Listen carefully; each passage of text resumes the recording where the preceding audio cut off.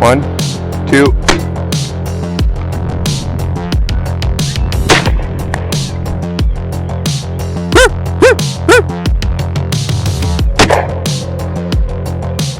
We are going to do something super different and really cool in this video. So often I see podcast style conversations where experienced hunters are talking with others trying to teach them, but it's kind of dry. Still good information, but I wanted a way to cut that down. The other part of it is I want to actually see kills. So that's exactly what we're going to do today. I'm calling it conversation and kills, or maybe coffee with a killer. Ooh, I don't know. That might get me on a list. Anyway, super excited. Guys, if you kill 40 to 50 coyotes a year, I would argue that puts you probably in the top 10% in the world. But if you kill 100 plus, that puts you in like the top 1% of the top 1%. And that's exactly what Connor Barnstable has done. He killed over 100 last year and is on pace to do the same again this year. I saw one of his kill posts on a Facebook group. I reached out to him and was like, hey, do you have any more of those in video? And he's like, yeah, a ton. So anyway, that's how this happened. Really appreciate Connor reaching out. So what we're gonna do is I'm gonna condense down the conversation with Connor, take the highlights, and then intermix it and overlay it with the actual kills through his scope. Gonna be a really fun video, guys. Stick around, check it out. Really wanna give a huge shout out, Impact Precision. Guys, with their new round top action, it's the everyman's action, okay? It's a sub $1,000 custom action if you buy it without the rail. To me, that with a barrel, I mean, even some of these like good factory offerings like Tika, you're close to that price point. And so if you're a coyote hunter out there and you're looking for top tier gear, check out the new 707 round top from Impact Precision. Also, yoke drags. Connor's gonna mention them later in the video. Connor's been using them for a long time. I looked into them. They've got some super freaking cool products, one of which is exactly what I'm looking for. It's a drag that will attach and bungee basically to your bino harness, and you can use, and it's out of the way and tucked away. Super, super cool. They're gonna send me some products. Appreciate them. Appreciate Connor shouting them out and giving me a chance to look at new cool training gear that he's been using in the field for a long time. Without further ado, let's jump in. Check it out.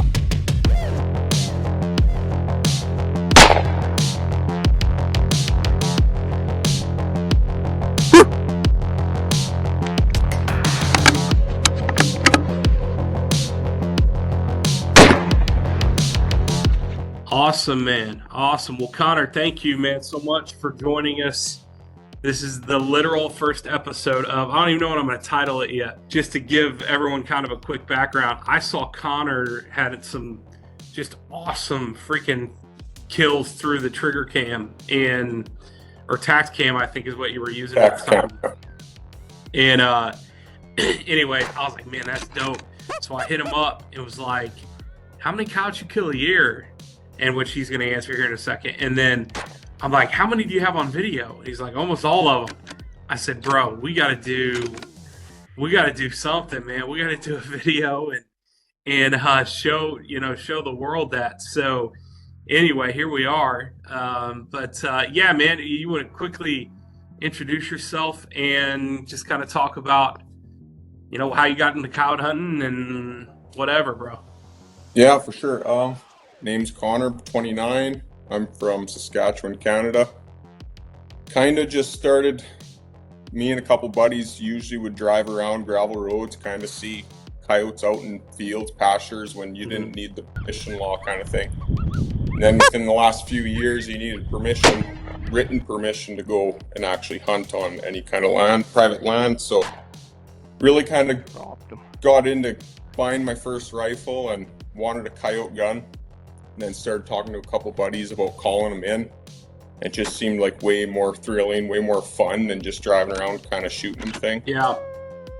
So I first started off actually with a little dog toy whistle, and I went out for the first time myself in a pasture and called in 3 off a little whistle, and I'm like, is that right? Wow. That was so I started buying hand calls and then eventually got into buying electronic call, and ever since then it's just taken off, like especially the last 3 years. Cool start. And before that, were you into hunting at all? Were you like a deer hunter or anything like that? That pretty much started my whole thing on hunting, like in general, yeah. Bro, that's so wild. That is pretty similar to my story. I mean, I was a high school, college athlete, played college ball, and that was all about sports. And my buddies who I grew up with all make fun of me. They're like, can't believe I do this, because they're like, dude, you were like not that guy at all. You made fun of us for wearing our camo and doing all the things. And so that's so cool, man. This coyote hunting is just different, man. All right, so you started with that whistle.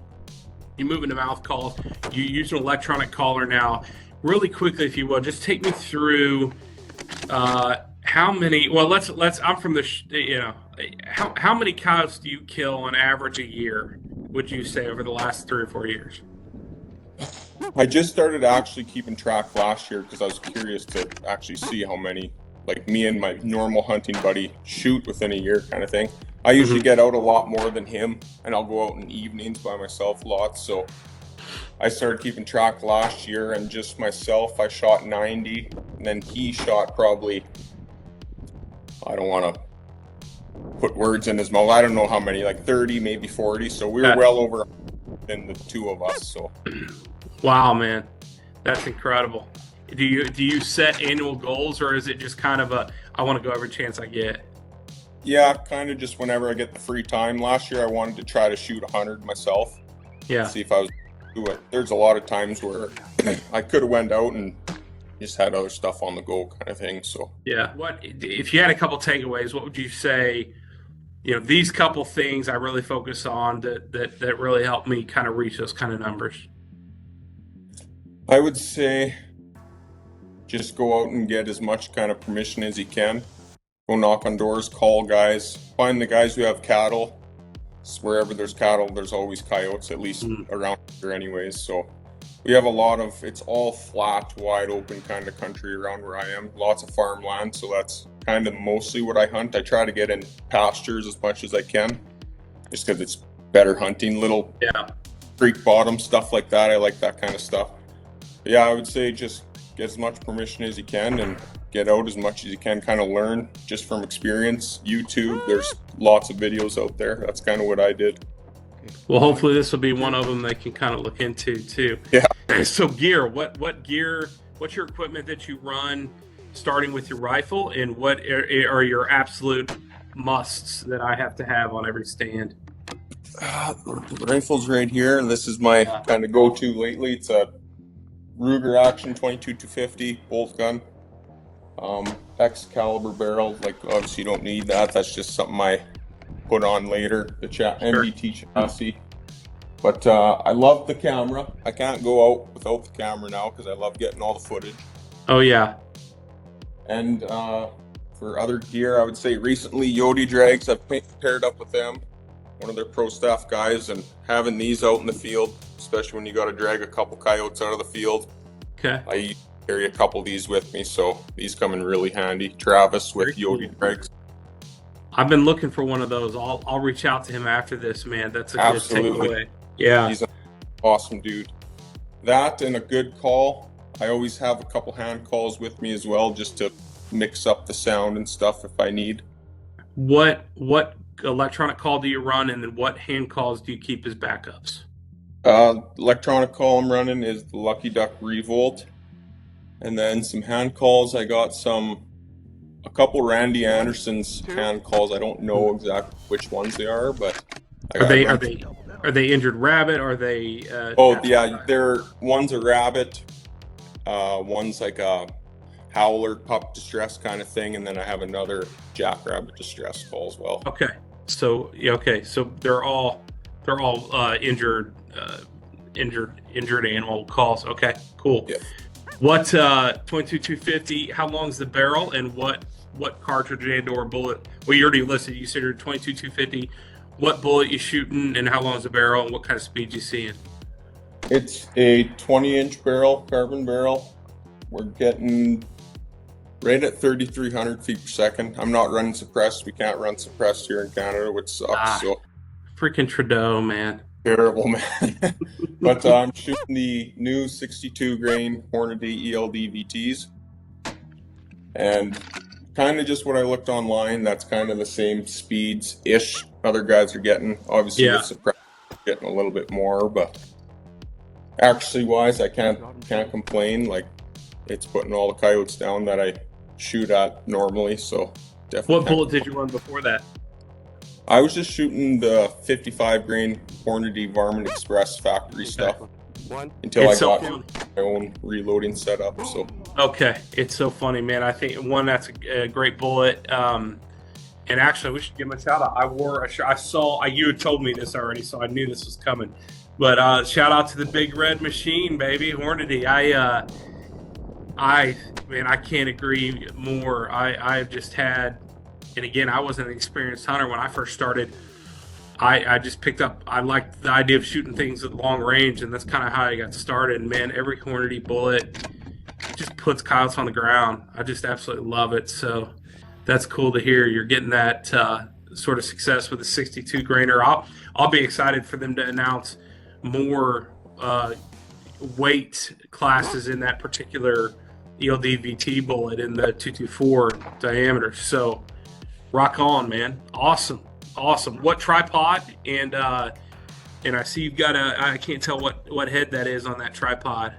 It's just a budget friendly Amazon tripod. It's the ArtSice AS88C carbon fiber tripod. And the ball head is an ArtSice LB52. There you go, ladies. There you go, guys. You see a lot of high-end, super high-cost stuff on this channel. And my dude is killing almost double the coyotes I do a year on an Amazon tripod with an Amazon head on it, man. Good for you, bro. That's awesome. What's the optic you've got there? What's your scope? The optics is a Vortex Venom, the 5-25 by 56 in MOA. Rock on. Okay. Very cool, man. Everything. Anything else you can think of as you're walking in the field that you're like, man, I have to have this with me? Usually sunglasses, hat, chair, anything? What do you got? Hat, always. Sunglasses, I don't want any other reflection kind of thing. But yeah, chair, kind of depending on what the land's like we're going to, we'll either carry in a low profile chair or a kind of taller blind style chair. Okay. And just set the tripod up accordingly kind of thing. Good for you, man. Rock on. Yeah, and I already knew. I could have told you wear a hat because I can tell, because I can see the glare in your Tactacam and your trigger cam when you're backed off it. And then when you come up, you're not fully on it yet because I see no movement. I can tell your bill of your hat is covering it. Yeah. And it takes a guy who videos with one of those a lot to be able to see that minute, detail. But I'm like, he wears a hat. So that's kind of cool and interesting, man. What calls are your favorite right now? Ooh, right now I'd say through like breeding season, I guess generally would be coyote vocals. They've been responding very well to them. Pup distress always works good too. And I've been running a lot more breeding fight sounds, and that's been working really well.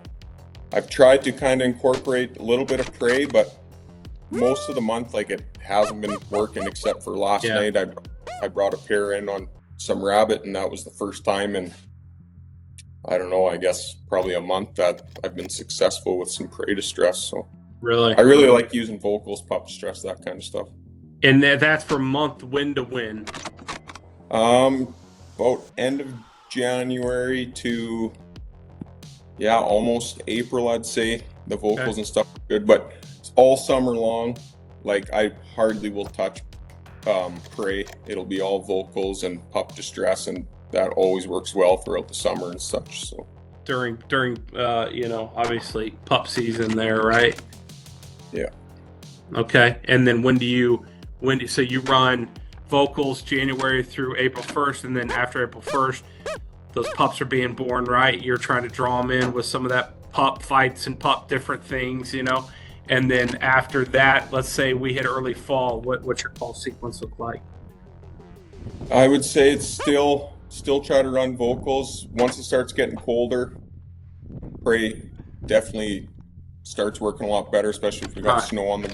They're moving around, they're hungry, looking for food. So I know April is probably the hardest month to call them in, and we don't as much just because they're denning and they're with the pups. And myself wouldn't shoot a little pup that came in. I had one that come in a couple years ago at beginning of summer, end of summer kind of thing, and I knew it was a pup, so I didn't shoot him. But yeah, same like fall time, I would say. What gets them moving around is the cold weather, so I'd start using prey more in the fall. And what you're talking mainly daytime hunting, I'm assuming? All daytime hunting. Okay. All daytime hunting. Yeah. Okay. Yeah, you're the real hunter, man. I'm a thermal guy. I like I like seeing them often.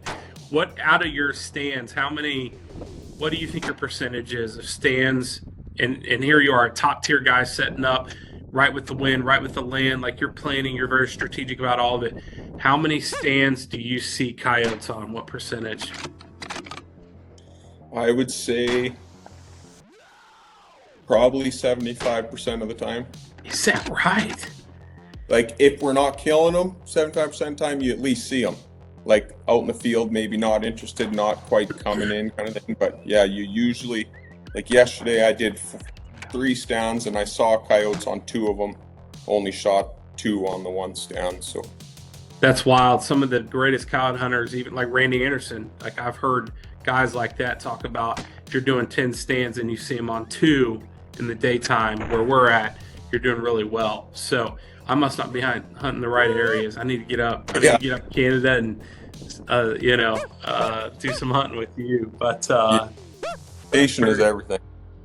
Location is everything. That's another great point, man. Great takeaway. Any advice you'd give to new coyote hunters?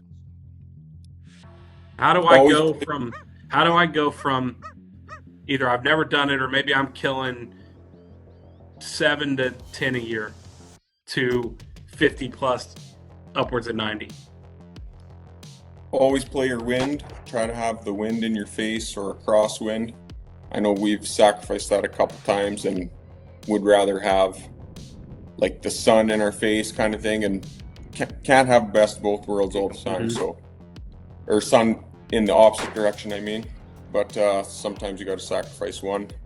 So with that wind, try to be sneaky going into your stand, especially wintertime, through crunchy snow, whatever kind of thing.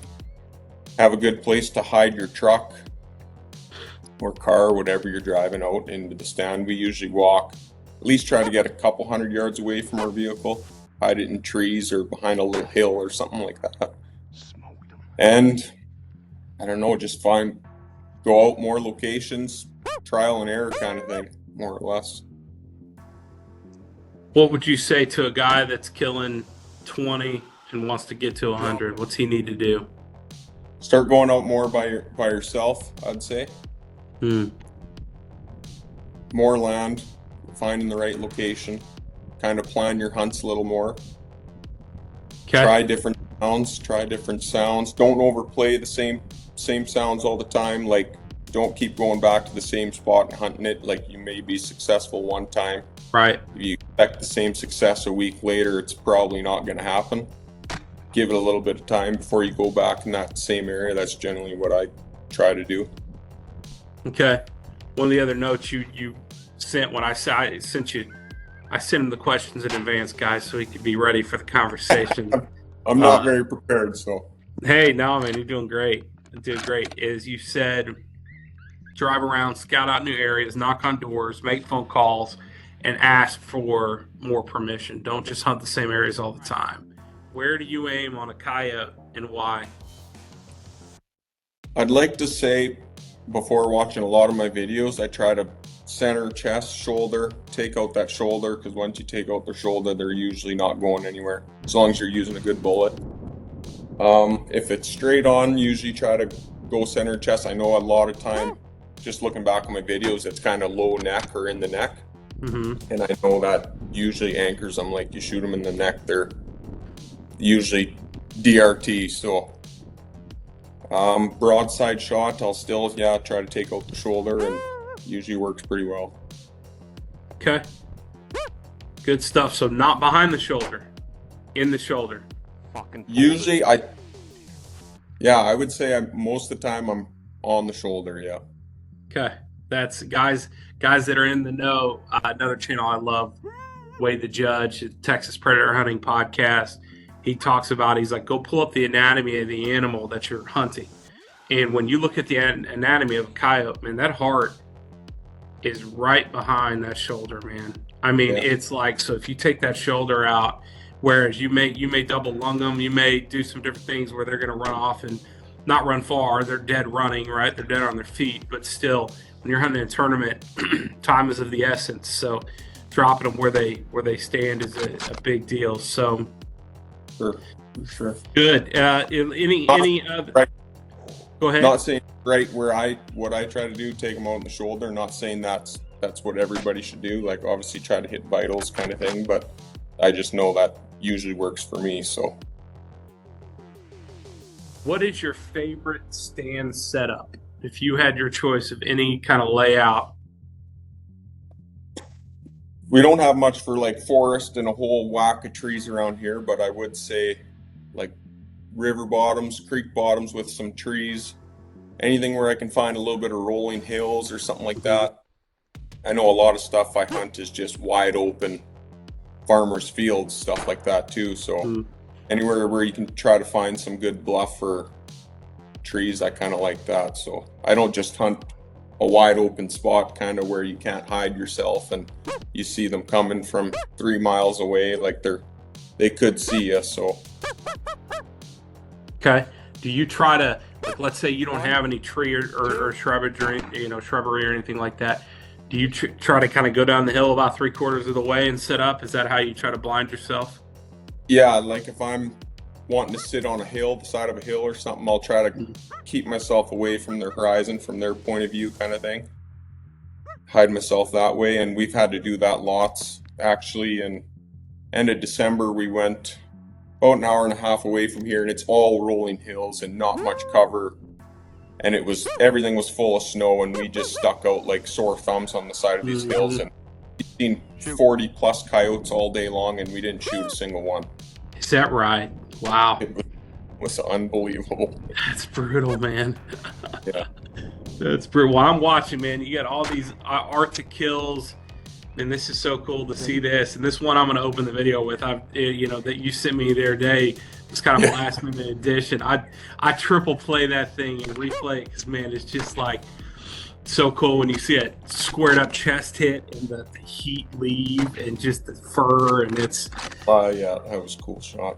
That wet thump, man. There's nothing like that sound for sure. So put you on the spot. If literally all you had was your rifle and ammo, and I said, okay, you can grab one thing to go to the field with, assuming you have some way to call, obviously. Okay, one thing. What are you grabbing? Without like my call not included? Let's say your call's in there somewhere. You see your call and your gun. Call and gun and ammo. What would I bring?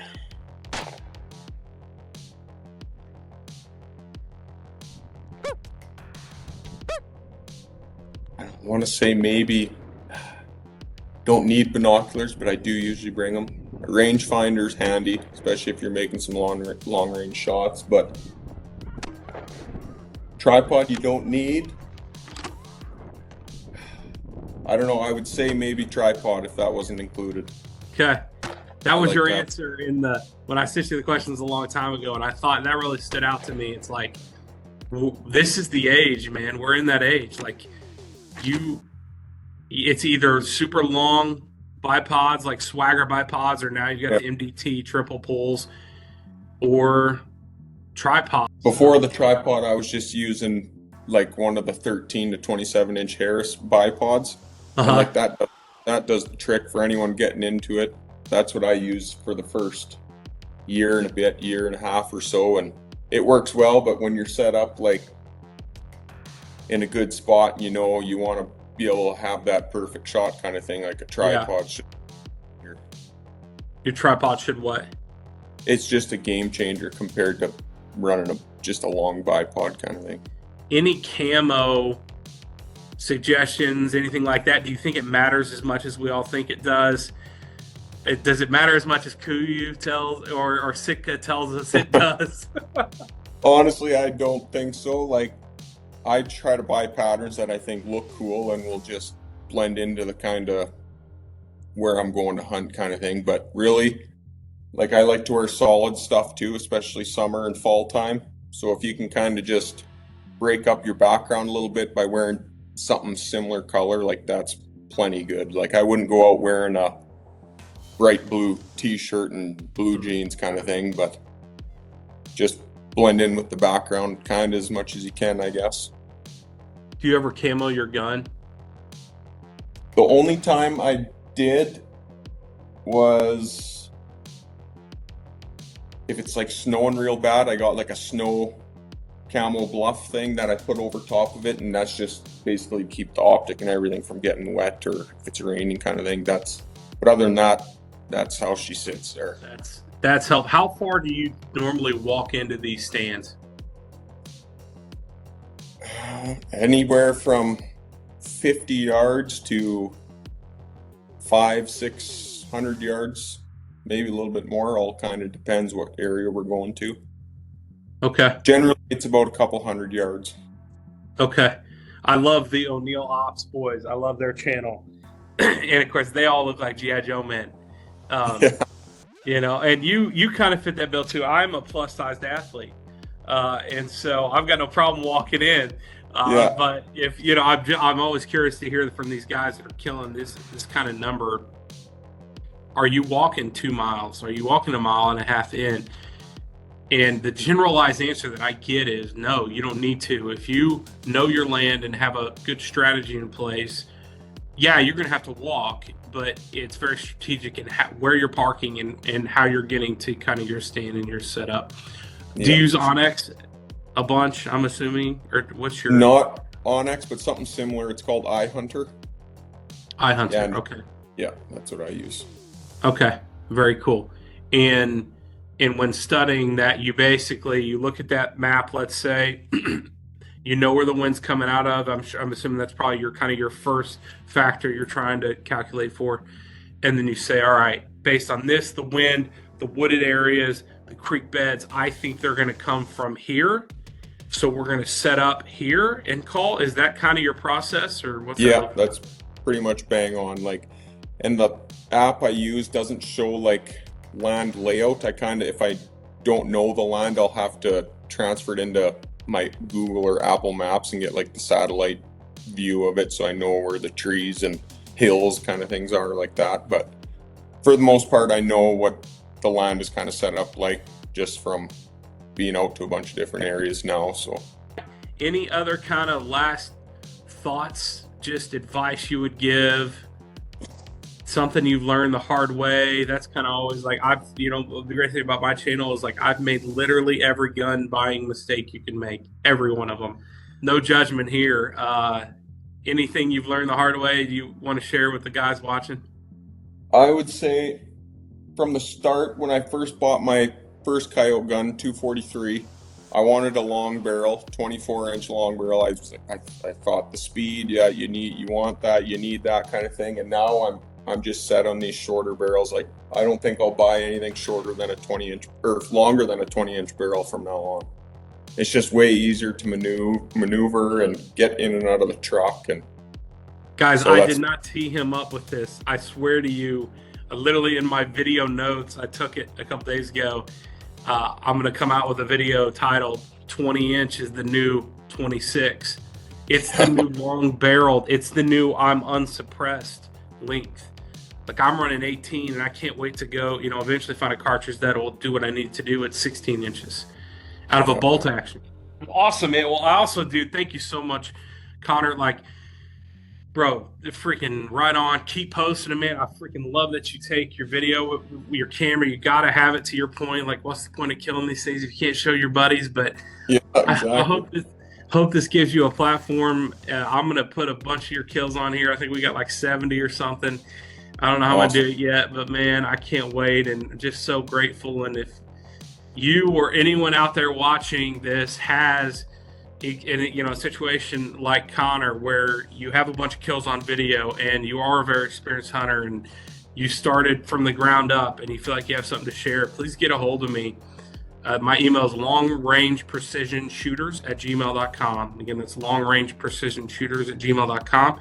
And if this takes off, maybe we'll do more of these. Yeah, Yodi drags for sure. Check them out.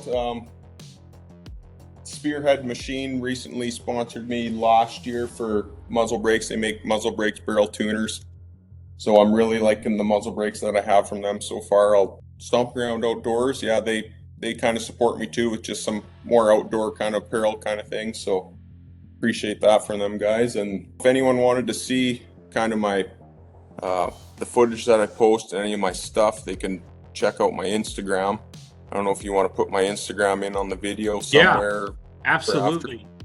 Yes, I will put all Connor's stuff he wants me to share because, dude, like, I literally saw him on a Facebook group. That's how I saw him, and I'm just bold like that. And I reached out. I was like, bro, this is awesome. Like, more people need to see this. This is so cool. So, yeah, no, man, I'll definitely do it. Awesome. Well, guys, we'll check Connor out. Hit us with a like and subscribe. Really, really appreciate everybody watching. And Connor, man, keep doing the Lord's work up there, brother. And yeah, man, come back on anytime, dude. Keep sending those kills and protecting that cattle, man.